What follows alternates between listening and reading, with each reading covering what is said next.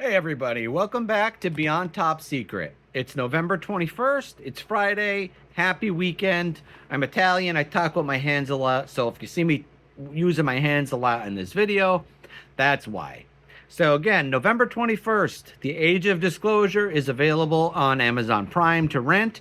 I think it's also out in some theaters. I have seen it. I watched it very closely, and I just wanted to come on here and share my thoughts on The Age of Disclosure. So before we jump right into it, I'd appreciate if you hit the subscribe button, hit the like button, leave me a comment. Let's get this seen. I don't have a lot of time for YouTube, but I am trying to find some time to drop some more videos for you guys. So if you subscribe and like the video, that'll tell me I should make some more. I'm trying to get better at it, guys. I'm doing my best. So Age of Disclosure, let's jump right into it. So not many films take the UAP subject seriously.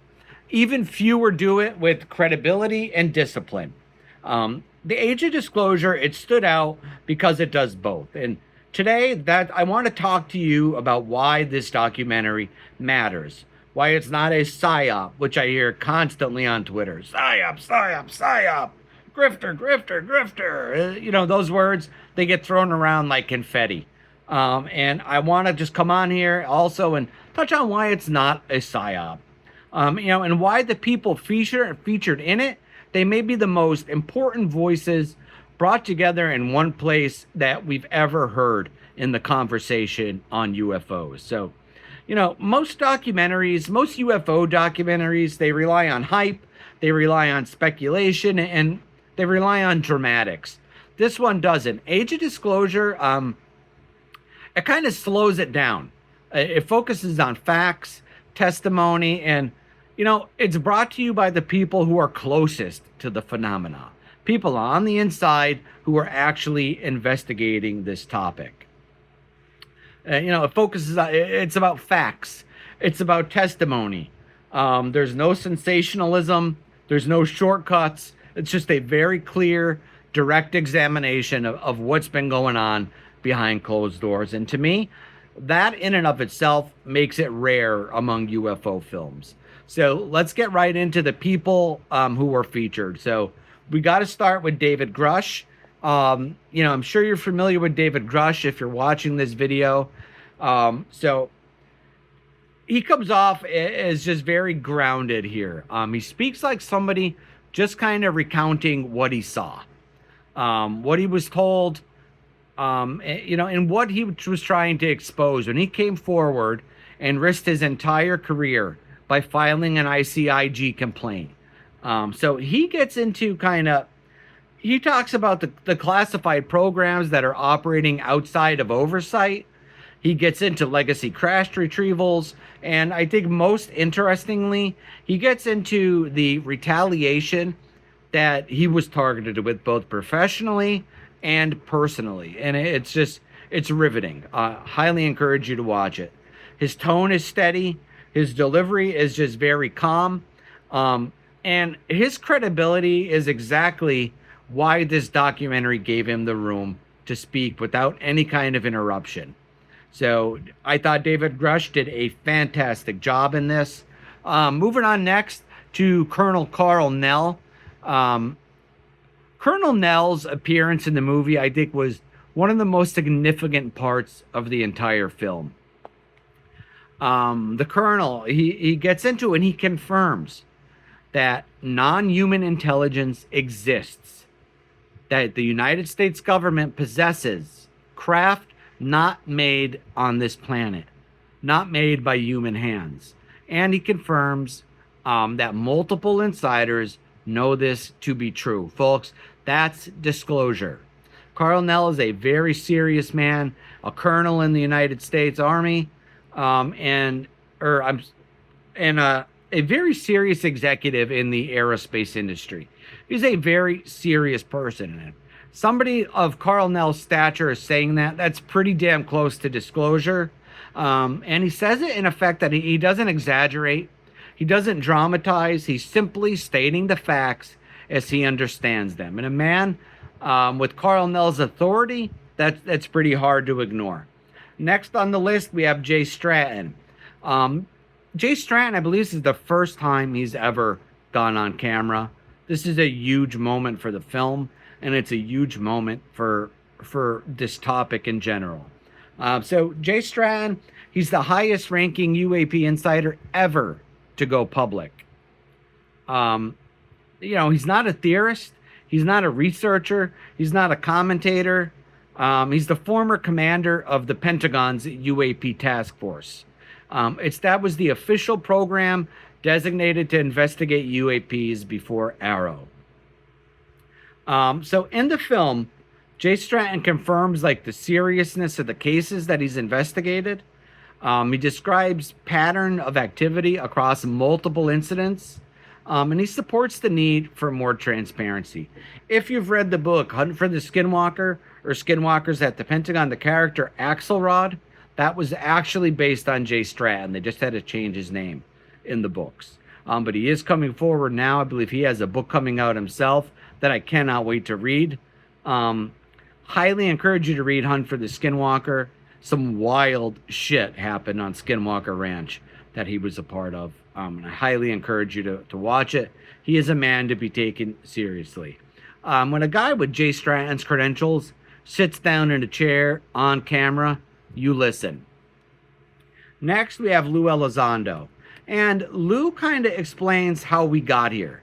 The institutional stigma, the systemic denial, and the cultural pressure inside the Pentagon to shut up and bury anything related to UAPs. His perspective shows kind of how secrecy became the government's default when it comes to UAPs. And not just because of conspiracy, but because of bureaucracy. People are afraid to lose their clearances. They're afraid to lose their pensions.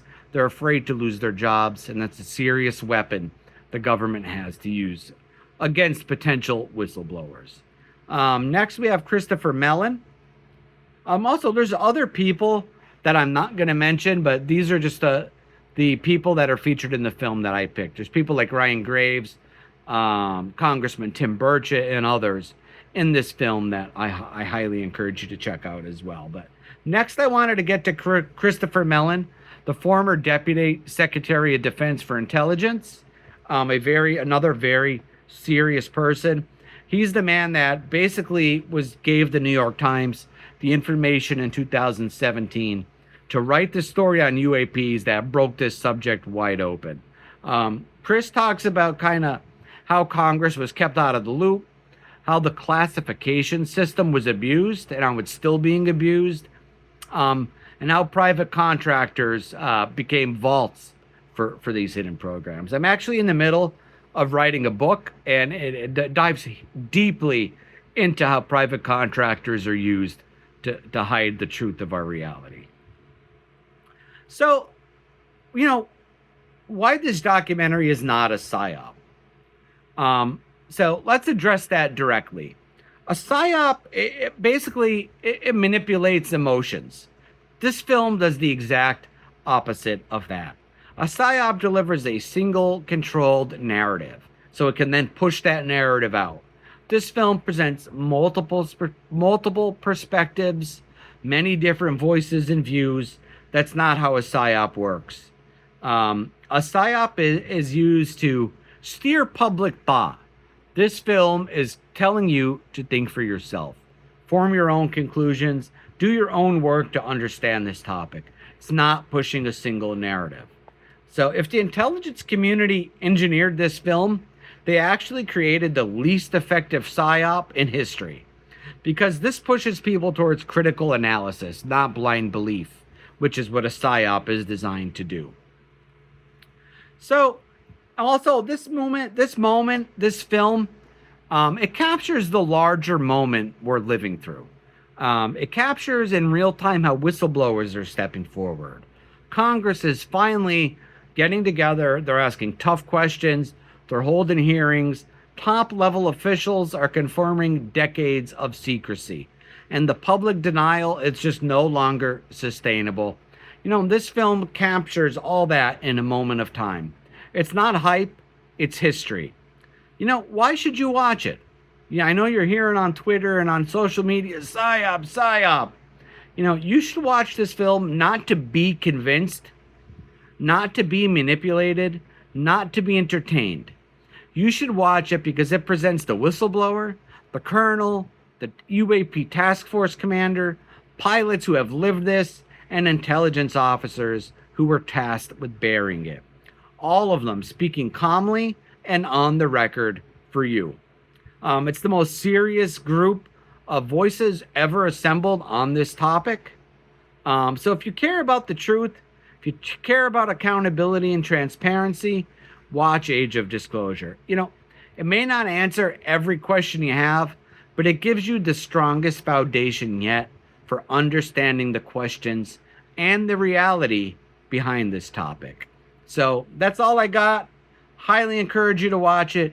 If you've already seen it, let me know in the comments what you thought about it, what moments stood out to you. And if you haven't, take the time to watch it because this one matters.